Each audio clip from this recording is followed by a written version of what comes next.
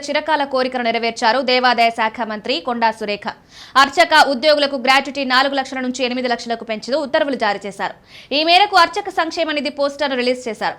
రాష్ట్ర వ్యాప్తంగా ఉన్న దేవాలయాల్లో పనిచేస్తున్న అర్చకుల చిరకాల కోరికను దేవాదాయ శాఖ మంత్రి కొండా సురేఖ తెచ్చారు. అన్ని ఆలయాల్లో సుదీర్ఘకాలంగా సేవలందిస్తున్న అర్చక ఉద్యోగ సంక్షేమ నిమిత్తం ప్రత్యేక నిధిని ఏర్పాటు చేశారు. రాష్ట్ర దేవాదాయ శాఖ మంత్రి Konda Surekha, endowment principal secretary Sailaja Ramaiyer, director Venkatrao తదితర అధికారులతో అర్చక ఉద్యోగ సంక్షేమ నిధి పోస్టర్ను రిలీజ్ చేశారు. అర్చక ఉద్యోగుల కోసం తమ ప్రభుత్వం కీలక నిర్ణయం తీసుకుందని వివరించారు. ఈ సంక్షేమ ట్రస్ట్ ద్వారా దేవాదాయ శాఖ పరిధిలో గల సహాయ కమిషనర్ స్థాయి వరకు గల దేవాలయాల్లో పనిచేసే సుమారు 13,700 మంది అర్చకులు, ఇతర ఉద్యోగులకు లబ్ధి చేకూరుతుంది.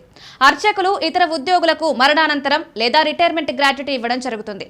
ధూపదీప నైవేద్య అర్చకులకు మరణానంతరం చెల్లించు గ్రాట్యుటీ నిర్ధారించారు. మరణానంతరం చెల్లించు ఎక్స్గ్రేషియా, అంతిమ సంస్కారాల ఖర్చుల నిమిత్తం చెల్లింపు ఈ నిధి ఉపయోగపడుతుందని మంత్రి తెలిపారు. ఈ నిధి కింద ఉద్యోగులకు మెడికల్ రియంబర్స్మెంట్, వివాహ నిమిత్తం పథకం, ఉపనయన పథకం, గృహ నిర్మాణ కొనుగోలు, మరమ్మతుల నిమిత్త పథకం, విద్యా పథకం, విధులు నిర్వహించలేని వికలాంగులైన ఉద్యోగులకు ఆర్థిక సహాయ పథకం అందజేయడం జరుగుతుందని మంత్రి కొండా సురేఖ అన్నారు. తాజా నిర్ణయాలతో రెగ్యులర్ అర్చకులు, ఇతర ఉద్యోగులకు మరణానంతరం లేదా రిటైర్మెంట్ గ్రాట్యుటీ పథకానికి అర్చక సంక్షేమ బోర్డు వారు గతంలో చెల్లించిన గ్రాట్యుటీ 4 లక్షల నుండి 8 లక్షలకు పెంచినట్లు తెలిపారు.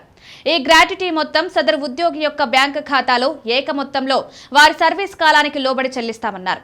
ఎవరైనా అకాలంగా చనిపోతే అంతిమ సంస్కారాల ఖర్చుల నిమిత్తం 20,000 నుంచి 30,000 వరకు పెంచినట్లు తెలిపారు. కాగా ఈ అంశానికి సంబంధించి ప్రాంతీయ, జిల్లా స్థాయిలో ఉన్నతాధికారులు, అర్చక ఉద్యోగ సంఘాలతో సమావేశాలు ఏర్పాటు చేస్తారని మంత్రి వివరించారు. ఈ నిర్ణయంతో అర్చకులు, దేవాదాయ శాఖ ఉద్యోగులు పెద్ద ఎత్తున లబ్ధి జరుగుతుందని మంత్రి ఆశాభావం